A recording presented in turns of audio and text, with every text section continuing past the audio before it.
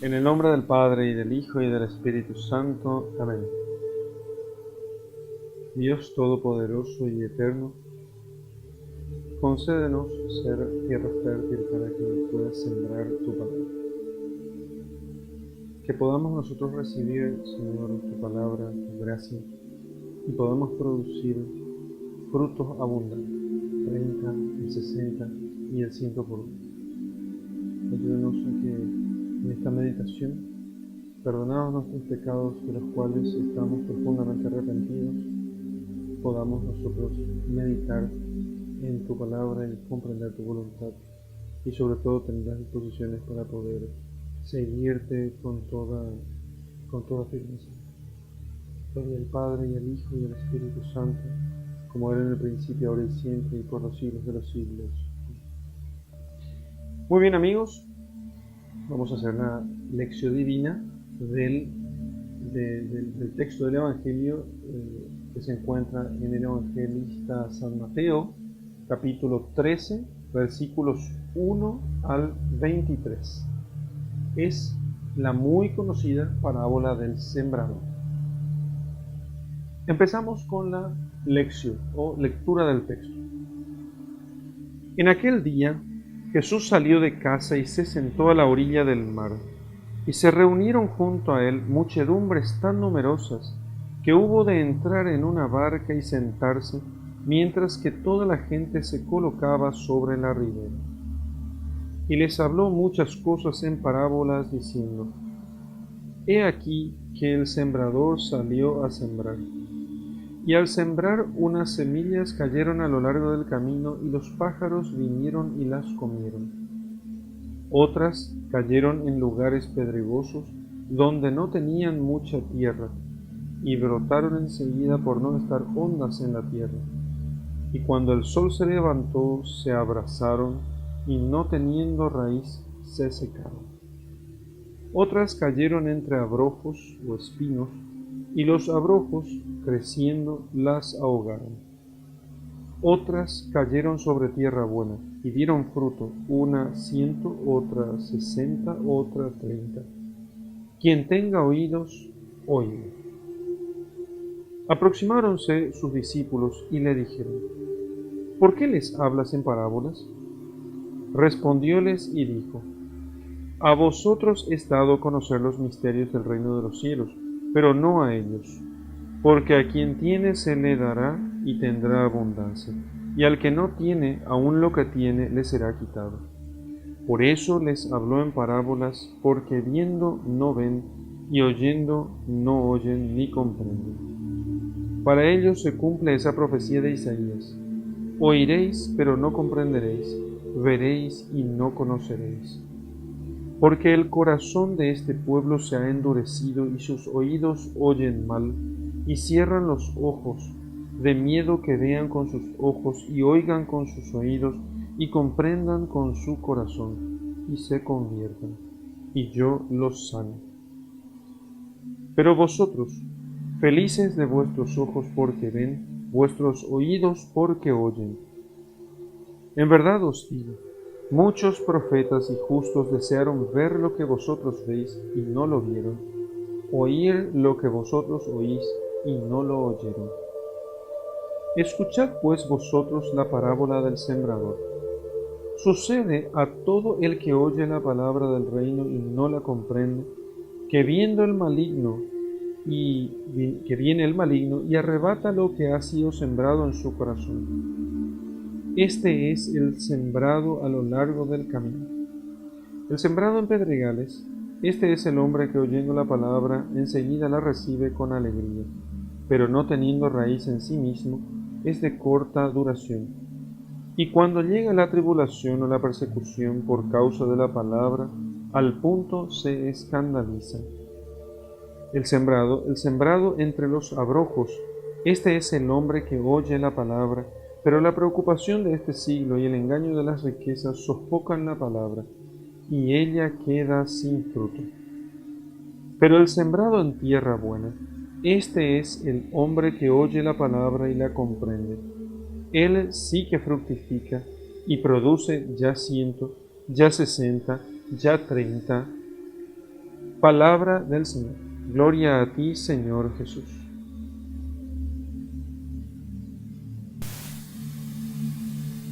Muy bien, vamos a ver qué nos dice el texto, qué dice el texto, no que me dice a mí todavía, que es parte de la meditación, sino qué dice el texto propiamente. Y veamos nosotros que no voy a centrarme aquí en el texto del sembrador propiamente, que vamos a meditarlo en otra oportunidad, sino en este texto que se encuentra entre la parábola y su explicación, porque esto va a explicar un poco lo que nosotros hacemos en la lección divina. Fíjense que lo que hacemos nosotros en la lección divina es el método, la interpretación simbólica de la lección divina está dada por nuestro Señor en la parábola del sembrador. ¿Sí? Es ahí donde Él desarrolla el método, donde Él utiliza símbolos y donde nos enseña cómo interpretar esos símbolos, cómo desentrañarlos, cómo desdoblar el símbolo. Entonces, y sobre todo vamos a centrarnos, podríamos hacer lección divina de todo el texto, pero no nos daría el tiempo, vamos a centrarnos solamente en lo que dice entre los versículos 10 y 17, ¿sí? Que es entre la pregunta que le hacen los discípulos de por qué les habla en parábolas, y el inicio de la explicación de la parábola del sembrador.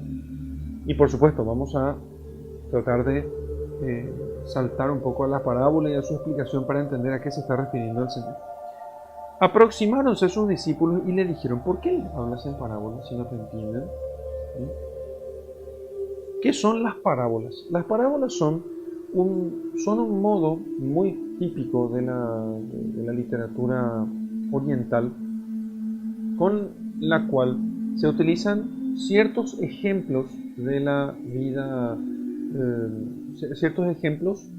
de la vida pastoril o agrícola, para poder con ellos ilustrar o explicar a modo de analogía ciertas verdades de orden religioso o moral.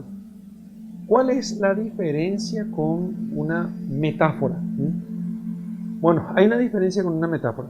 Las metáforas, voy a poner solamente el ejemplo. En la metáfora nosotros decimos lo siguiente: el sol me ha hablado con sus rayos luminosos al caer la tarde. Bueno, esa es una metáfora porque el sol no habla. El sol no habla. Entonces, utilizo unas imágenes simbólicas para usar el término hablar, como hablar es comunicar. Entonces yo digo, el sol me habla con sus rayos luminosos, estoy diciendo que se está comunicando conmigo, o sea, se conecta conmigo a través de sus rayos al caer la tarde. Pero en una parábola yo no estoy haciendo eso, ¿sí? Fijémonos, la parábola del sembrador, la parábola de la perla preciosa, la parábola del mercader de perlas finas, las parábolas son, la parábola del hijo pródigo, son historias reales, no es una metáfora, es una historia real, ¿sí? O sea, es una historia verosímil, digamos, más que real. En realidad no es real que haya sucedido así necesariamente, sino verosímil. Entonces, yo no tengo que, no estoy usando no estoy usando personificaciones, no estoy utilizando antropomorfizaciones, o sea, no estoy diciendo que el sol habla cuando el sol no habla, solo los hombres hablan, o que el zorro habló. Eso es una antropomorfización. Le doy forma de hombre al zorro, en el caso del Principito. Pero la parábola no funciona así. En la parábola, en cambio, yo tengo un hecho real, y donde algunos elementos pueden estar a veces quizás exagerados, pero es un hecho verosímil, mejor dicho, o sea, tomado de la realidad, y con ello yo analógicamente llego a esas verdades religiosas o morales. Muchos o todos los oyentes de nuestro Señor habían visto alguna vez un hombre sembrar, y efectivamente vieron semillas cayendo en el camino, cayendo entre espinos, cayendo sobre la piedra. Entonces, son cosas de conocimiento común para todos sus oyentes. Pero de esas cosas de conocimiento común, él extrae símbolos de la verdad religiosa que está queriendo enseñar o que está queriendo predicar. ¿Por qué les hablas en parábolas? Pregunta a sus discípulos. Entonces les dijo: a vosotros es dado conocer los misterios del reino de los cielos, pero no a ellos. Porque a quien tiene se le dará y tendrá abundancia, y al que no tiene, aún lo que tiene le será quitado. A vosotros es dado conocer los misterios del reino. ¿Quiénes son vosotros? Mis discípulos. Vosotros sois mis discípulos. ¿Y cuál es la diferencia entre un discípulo de Cristo y un no discípulo? Bueno, la diferencia fundamentalmente es que el discípulo reconoce que Jesucristo es el Hijo de Dios, en cambio el no discípulo no. Muy simple. No vamos a estar elucubrando así sobre cosas estratosféricas acerca del discipulado. El discípulo es simplemente el que reconoce que Jesús es el Hijo de Dios. Que a partir de ahí haya otras consecuencias ya es otra cosa, pero esas consecuencias se dan si yo creo realmente con toda mi vida que Jesús es el Hijo de Dios. Entonces, muy simple, yo le sigo, le obedezco, le invito, le respeto, le adoro, le ofrezco culto propio de Dios, etcétera. Todas las consecuencias que se deducen de que yo crea que Jesús es el Hijo de Dios. A vosotros que creéis que yo soy el Hijo de Dios, se les revela los misterios del reino de los cielos. Los misterios del reino de los cielos. ¿Este reino de los cielos tiene algún misterio? Por supuesto que tiene un misterio. ¿Por qué tiene misterio el reino de los cielos? Digamos claramente. El reino de los cielos tiene misterio porque el hombre necesita hacer un ejercicio para poder aprender a desentrañar esos misterios. Y ese ejercicio consiste fundamentalmente en un ejercicio de humildad. Fundamentalmente en un ejercicio de humildad. ¿Sí? Explicaré un poco más esto enseguida. Pero no a ellos. ¿Quiénes son ellos? Ellos no son los pobres de espíritu que sí le entendieron a Jesús.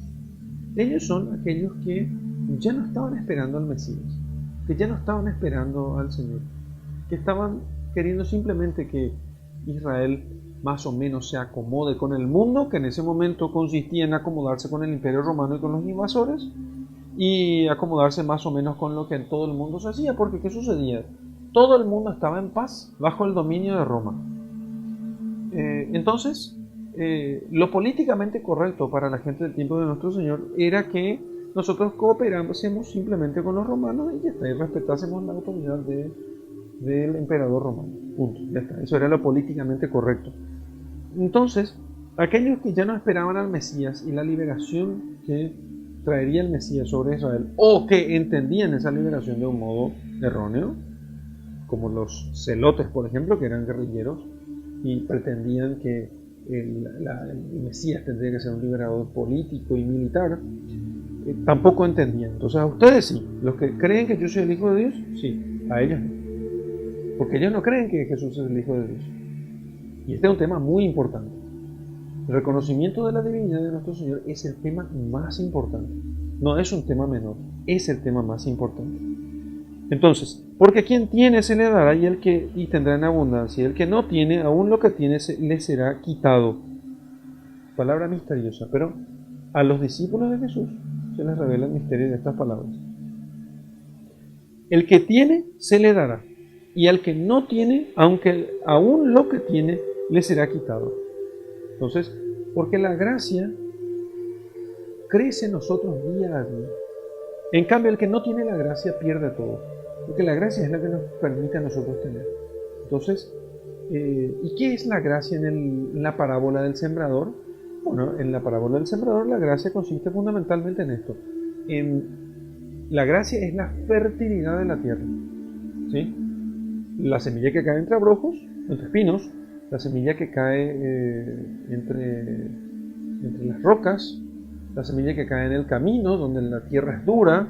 En todas ellas hay tierra, un poco de tierra, más o menos tierra hay, pero solamente en la tierra fértil, en ella se puede desarrollar la semilla de la palabra de Dios, la semilla lanzada por el sembrador.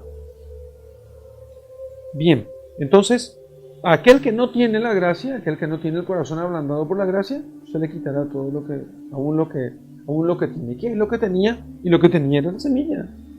Ya no tenía nada, ahora recibe la semilla y se le quita porque no es capaz de poder, no es capaz de hacer crecer esa palabra, la palabra de Dios, que es la semilla sembrada por el sembrador. Pasemos ahora al siguiente versículo. Por eso les hablo en parábolas, porque viendo no ven y oyendo no oyen ni comprenden.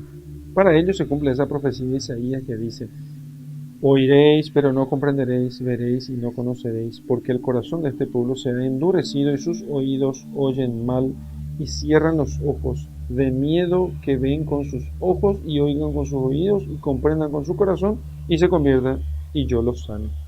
O sea, este pueblo, según esta profecía que se encuentra en Isaías 6, 9, capítulo 6, versículo 9, oiréis pero no comprenderéis. ¿Por qué? Porque el corazón de este pueblo se ha endurecido y sus ojos oyen mal.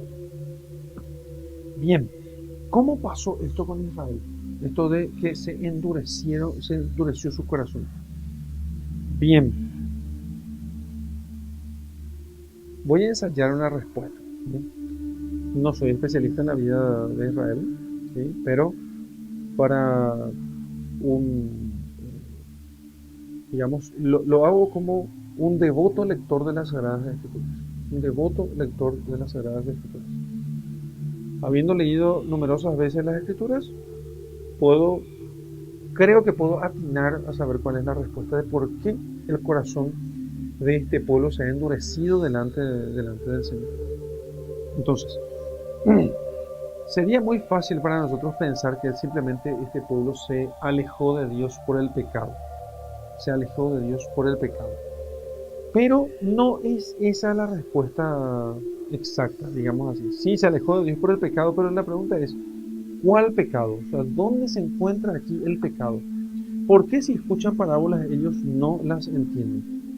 Bien, entonces, fundamentalmente aquí el pecado es un pecado contra la fe. Para los judíos, ¿sí?, aquellos que tuvieron la oportunidad de encontrarse con nuestro Señor en ese tiempo, ellos, ¿por qué decimos que perdieron la fe? Porque ellos ya no creían que Dios pudiera cumplir con sus promesas, por lo menos no del modo como estaban las Sagradas Escrituras. Y entonces, de mil maneras, a eso se refiere el Señor con sus tradiciones, de mil maneras ellos iban procurando transformar o reinterpretar los textos de la Escritura para que dijesen en realidad otra cosa, quizás con una interpretación más espiritual o quizás más política, etcétera, lo que sea. El tema es que tomaban las Escrituras y ya no las entendían. Entonces, aunque hubiese en las Escrituras otros ejemplos, otros textos y pasajes parecidos a esto, o con símbolos iguales, esto del sembrador que salió a sembrar, ellos no entendían porque aquellas cosas les parecían cosas de niños, ¿sí? Y eso estamos hablando de a la generalidad de los judíos. Es lo que pasa muchas veces con nosotros los cristianos cuando leemos las Escrituras y vamos, por ejemplo, al paso de Israel por el Mar Rojo y decimos, en realidad aquí lo que pasa es que es un símbolo más del cruce del Mar Rojo, es un símbolo. Ellos no pasaron por el Mar Rojo, sino que se secó por un fenómeno puramente natural, que no tiene nada que ver con ningún milagro, porque dice eso no entiende de los milagros, y eso fue lo que sucedió, y por eso pasaron ellos por el Mar Rojo. Ojo con la pérdida de la fe. Ojo con pensar que Dios no es capaz de hacer esas cosas. Ojo con eso. Porque eso es lo que terminó endureciendo el corazón de aquellos. Entonces cuando llega el Mesías, aunque el Mesías había sido anunciado, porque no tendría sentido que Dios anunciara al Mesías de un modo tan oscuro que la gente pudiese realmente no reconocerlo. ¿Quiénes son los que reconocieron a Jesús? La gente sencilla. La gente sencilla, la gente de corazón sencillo, de corazón humilde. Esa gente reconoció a Jesús. ¿Quiénes no reconocieron a Jesús? La gente cuyo corazón se había endurecido porque comenzaron a hacer o interpretaciones políticamente correctas de la Biblia diciendo que Dios no puede crear el mundo, que en realidad el mundo se creó simplemente según las opiniones de los físicos, y entonces Dios es incapaz de crear el mundo, que Dios no creó el mundo así de ese modo, y que tampoco crea el alma del hombre, y que bueno, etcétera, etcétera, y todo ese tipo de cosas que nosotros escuchamos en nuestros días. ¿Por qué? Porque si ellos creyeran en la palabra de Dios, en las escrituras, entonces, ¿por qué se endurece su corazón? Y bueno, porque el corazón de este pueblo se ha endurecido, sus oídos oyen mal, y cierran los ojos, no los ven, de miedo que vean con sus ojos y oigan con sus oídos y comprendan con su corazón y se conviertan. Y yo los sane. Ellos tienen miedo de que esto sea verdad y que entonces su soberbia humana se vea expuesta. No estoy haciendo una elucubración respecto del tema, como si fuese que yo imagino que es así. Yo he visto eso en más de un teólogo que tiene miedo de creer en las escrituras. Prefiere él mirar desde su soberbia. Prefiere él mirar desde con sus ínfulas de doctor, de gran especialista, y entonces reinterpretar la Biblia, porque no, San Agustín se equivocó, Santo Tomás se equivocó, los grandes santos padres y doctores de la iglesia se equivocaron. Nosotros los hombres modernos somos los únicos que realmente conocemos. Nosotros sí lo interpretamos bien. Y no es que el Mesías va a venir de tal o cual manera, en realidad eso son historias para niños. Las señoras pueden creer en esas cosas, pero nosotros que hacemos teología no podemos creer en esas cosas. Nosotros tenemos que pensar, usar la cabeza, y así se endurece el corazón. Porque en muchos lo que sucede es que les crece la cabeza y se les marchita el corazón, como una uva pasa. Y al suceder eso, ya no entendemos lo que Dios nos dice. Y voy a poner un ejemplo más de mi vida personal. Me causaba espantos de soberbia, cuando yo era joven, que la gente dijese. Entonces hice oración y le pedí a Dios una señal, y me sopló una brisa suave, y entonces supe que Dios me respondió. Y yo pensaba, pero qué tonto, qué tonto, una brisa, le sopló una brisa y piensa que Dios le respondió. Eso es ridículo, eso es una brisa que se puede explicar, decía yo, que se puede explicar por fenómenos naturales, por supuesto, la variación de presión atmosférica, aire frío y aire caliente, movimiento de masas atmosféricas, eso explica todo. Entonces, claro, si yo supiera explicar las leyes de cómo funciona el movimiento de la atmósfera, yo podría explicar aquella brisa. Eso no es Dios.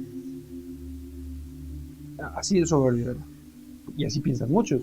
Y así piensan muchos que pensando de ese modo pueden entender. El tema es que lo dicen porque no entienden la distinción entre causa primera y causa segunda. Y que las causas segundas, como son las leyes de la atmósfera, del movimiento atmosférico, las leyes que rigen la atmósfera, entonces, que son ellas, solamente pueden existir si existe una causa primera. Y esa causa primera es la que mueve todas las cosas. Pero si yo comienzo a pensar así de forma racionalista, entonces se me endurece el corazón. Y aunque tuviera al mismo Señor aquí enfrente de mí, entonces yo no creería que Él es Dios. Porque tengo miedo de que mis seguridades se rompan. Pero vosotros, felices de vuestros ojos porque ven y vuestros oídos porque oyen. También nos dice a nosotros que leemos las Escrituras. Felices vuestros ojos que ven con la fe. Y felices vuestros oídos que oyen esto que nosotros estamos hoy pronunciando con nuestros labios. En verdad os digo, muchos profetas y justos desearon ver lo que vosotros veis y no lo vieron, oír lo que vosotros oís y no lo oyeron. Eso es lo que nos dice hoy el texto. Pasemos ahora a meditar el texto. Muchos profetas y santos del Antiguo Testamento quisieron oír lo que ustedes oyen, ver lo que ustedes ven. Y no lo vieron, no lo escucharon, no tuvieron la oportunidad, pero ustedes sí. Y sin embargo hay muchos hoy que escuchan y ven todas estas cosas y tienen el corazón endurecido. ¿Por qué tienen el corazón endurecido? Por el pecado en primer lugar, ¿sí? Y ciertamente los pecados de impureza, los pecados contra la justicia, los pecados de todo tipo, pero también los pecados contra la fe de aquellos que no creen en la palabra de Dios, cualquier tipo de pecado, ¿no? Que son contra la castidad, contra la prudencia, contra la justicia, contra la templanza, los pecados que sean, los pecados que sean. Contra cualquiera de las virtudes, ellos endurecen el corazón. ¿Sí? San Pablo usaba una imagen que dice que la conciencia queda cauterizada. Después de tanto pecar, si no reparamos el pecado, si no nos arrepentimos a tiempo, entonces la conciencia queda cauterizada. ¿Y qué es la conciencia cauterizada? Bueno, entonces se refiere a esto. Cuando nosotros tenemos una quemadura, quemadura por cauterio, estas cosas que queman la piel, que se suele utilizar hoy para poder quemar, por ejemplo, un lunar o una verruga. Entonces, cuando uno se quema en la piel, esta parte queda cauterizada, o sea, pierde la sensibilidad. Se queda como una costra primero y luego queda una cicatriz, y eso pierde la sensibilidad. Uno se clava con una aguja en la cicatriz cauterizada, ahí ya no siente. También se usa para cicatrizar cortes, entonces con el cauterio se calentaba esta parte y quedaba unida a la piel, pero insensible. Entonces, la conciencia cauterizada para San Pablo consiste en el corazón endurecido, ya no tiene sensibilidad. Y sensibilidad no significa el que llora de balde, el que llora fácilmente. Se refiere al que tiene un corazón que no es capaz de notar la presencia de Dios. Los fariseos, los publicanos, o sea, los pecadores públicos, tenían el corazón endurecido por causa del pecado. Unos por pecados de la carne o pecados contra la justicia, y otros por pecados contra la fe. En cualquier caso, ellos no lograron reconocer al Mesías cuando se apareció delante de ellos. Tuvieron la gracia de ver lo que profetas y justos querían ver y no lo vieron, y de oír lo que ellos querían oír y no lo oyeron, y sin embargo no lo pudieron reconocer, porque ya se habían acostumbrado a esos defectos antes. Eso es lo que sucedió con ellos. Y eso es lo que puede suceder con nosotros si nosotros también no nos convertimos. Si nosotros no nos convertimos, es necesario que nosotros nos acerquemos a la palabra de Dios, a esta semilla que se siembra en nosotros, las Sagradas Escrituras. Pero la palabra de Dios no está solamente en la Biblia. La palabra de Dios también se encuentra en la liturgia. Y no solamente como texto, sino como realidad sagrada. Si yo miro eso y no me sensibilizo, o sea, no veo que Dios me habla allí, o es porque el pecado ha endurecido el corazón, o es porque soy una persona que no ha desarrollado ciertas virtudes de piedad. Les cuento algo para poder ilustrar mejor todo este tema. Una vez, cuando hicimos la fiesta del Sagrado Corazón de Jesús, subimos sobre un coche, sobre un carro de bomberos, para poder llevar la imagen del Sagrado Corazón de Jesús, hacer ruido y recorrer los alrededores del barrio, de la parroquia. Y bueno, entonces se hizo una larguísima caravana, y en el frente estábamos dos padres, dos sacerdotes, el padre Jorge y yo, y entonces y había un hermano más que estaba allí atajando la imagen del Sagrado Corazón de Jesús y evitando que los cables nos corten la cabeza.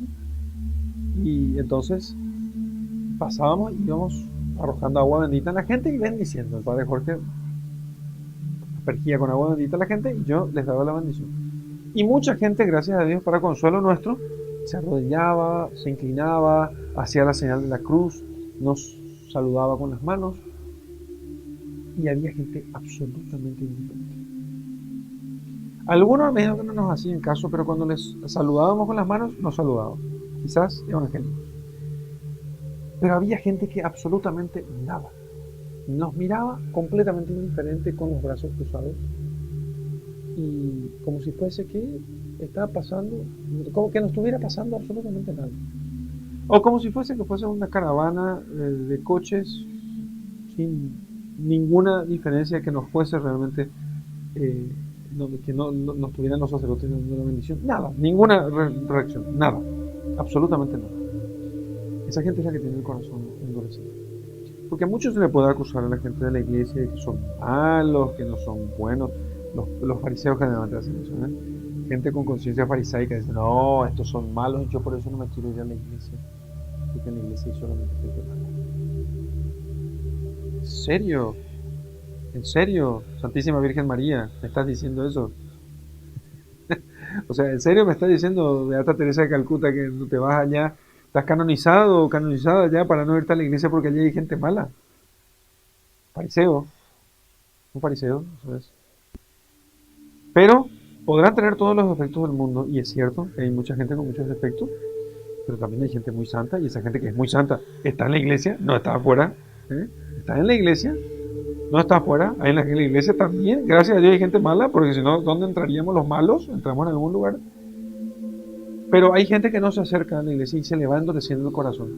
Y si no es por una llamada especialísima de Dios, o porque por lo menos mantiene la oración personal, entonces el corazón se endurece. Y después, aunque llegara el Mesías, aunque Dios se hiciera presente visiblemente delante de él, no lo reconocería, porque se han embrutecido.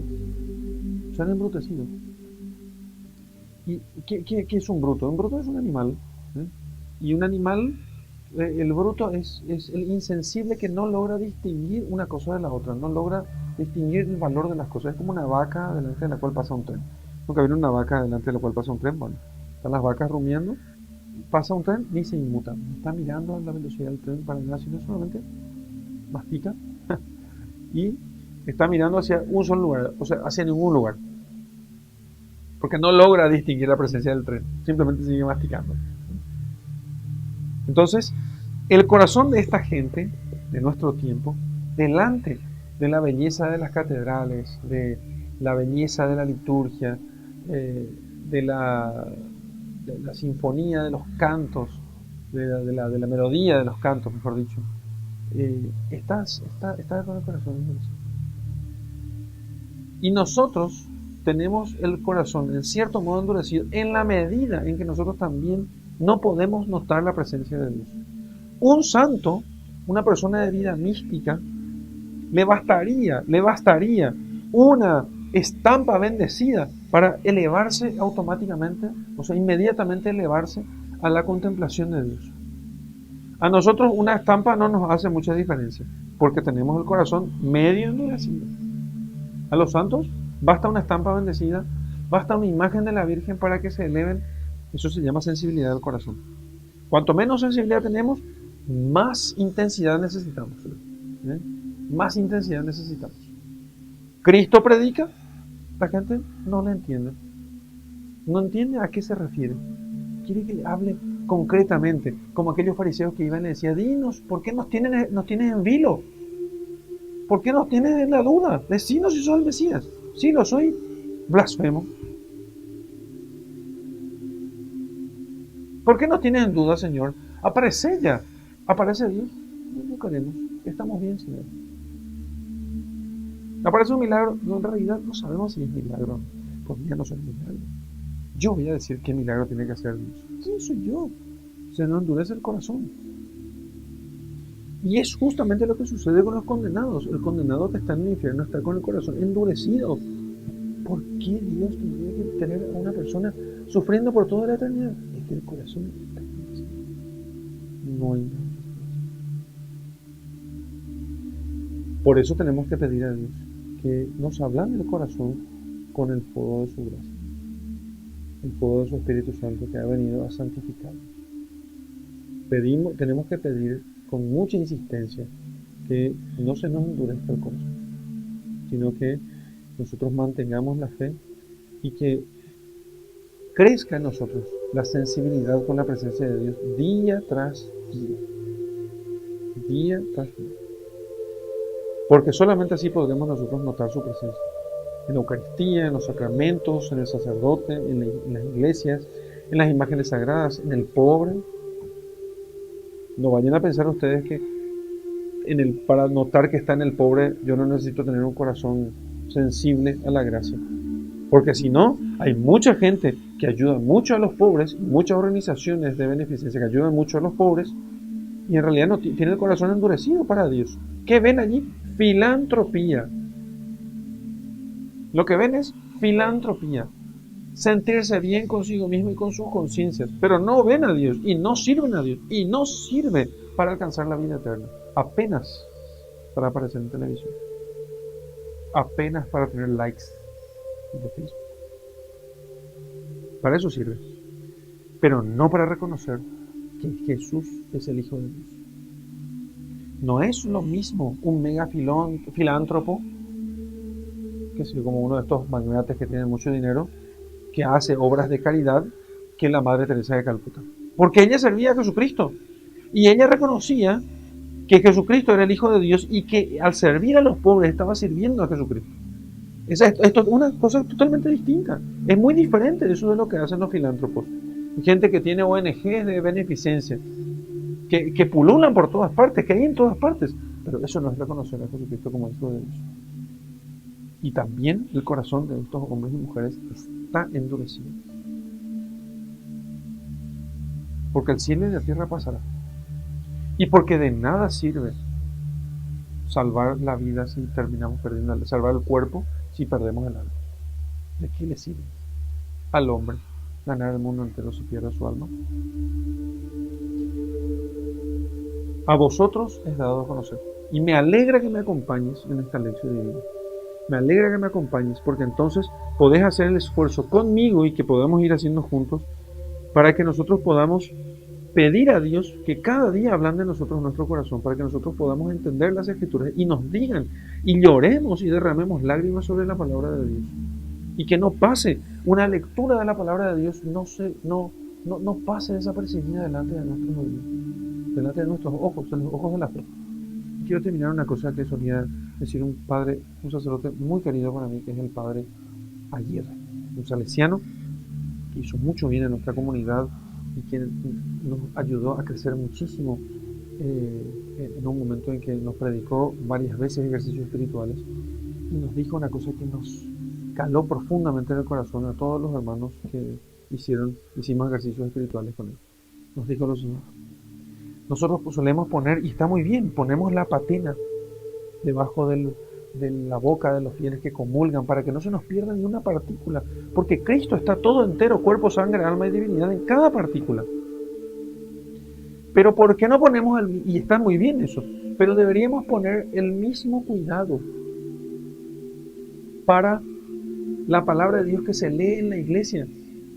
Muchos santos se han convertido solamente al entrar al templo y escuchar que los religiosos, los monjes, los canónigos estaban cantando alguna parte de la Sagrada Escritura, de los Salmos, y aquello les llamaba la atención y se convertían, porque entraban con el corazón dispuesto, con el corazón como una patena, para poder recibir la palabra de Dios y que no se nos pierda ni una sílaba, ni una i, ni una iota de la ley. Tenemos cuidado para no perder una partícula de la Sagrada Comunión, pero no tenemos cuidado para no perder una palabra de lo que Jesucristo nos dice. Y así, entonces, terminamos pareciéndole a nosotros a la semilla de la palabra de Dios que cae entre abrojos, porque las preocupaciones del mundo me distraen, o a ver, ¿cómo dice el Señor aquí?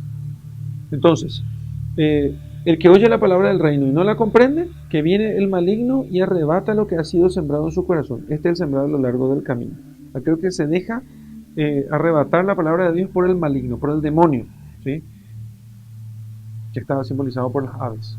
En el camino, aquel que está como el hijo pródigo, que el demonio vino y arrebató la palabra de Dios en su corazón, hasta que se convierte, ¿no?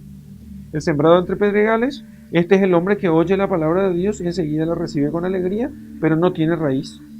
Entonces, cuando llega la tribulación, la persecución, no hay raíz, no hay profundidad, y entonces se escandaliza. Y finalmente, el que fue sembrado entre espinos es el hombre que oye la palabra de Dios, pero las preocupaciones de este mundo, el engaño y las riquezas sofocan la palabra, y entonces ella queda sin vida. Queridos amigos, eso es. Pidamos entonces ahora en la oración que el Señor nos conceda su gracia y que podamos nosotros recibir su palabra. Señor, te doy gracias por estas verdades que me has enseñado y por las luces que me concediste para poder conocer todo esto. Ablanda mi corazón, Señor, como la tierra, esa tierra buena donde he sembrado tu palabra, para que pueda dar yo fruto según tu voluntad. Como quieras, que sea el 30, que sea el 60 o que sea el 100 por uno. Señor, si tu palabra llega a mi corazón y no pasa desapercibida, sino que yo porque el corazón está hablando gracias por obra de tu gracia, y entonces yo puedo así recibir tu palabra, entonces puedo producir fruto en mí. Pero si no he producido hoy suficiente fruto de santidad, es porque mi corazón está endurecido. O está endurecido como la tierra a lo largo del camino, o está llena de espinos por las preocupaciones de este mundo y las riquezas, o está como lleno de piedras y entonces no hay profundidad y termino huyendo en el momento de la persecución o de la tribulación. Señor, tú sabes cuán débil soy. Tú sabes mejor que nadie cuán frágil soy y cuán fácil se me endurece el corazón. Pero si tú estás conmigo, Señor, entonces puedo arrepentirme de mis pecados, puedo dejar mis faltas y entonces mi corazón puede ser tierra fértil para tu palabra. Señor, te doy gracias porque me inspiras todos estos sentimientos y me acercas cada día más a ti. Gloria al Padre, y al Hijo, y al Espíritu Santo, como era en el principio, ahora y siempre, y por los siglos de los siglos. Amén. Queridos amigos, como contemplación, te pido que mires si tenés algo en tu casa, y si no, puedes salir al patio, o por lo menos imaginar un campo arado, ¿sí?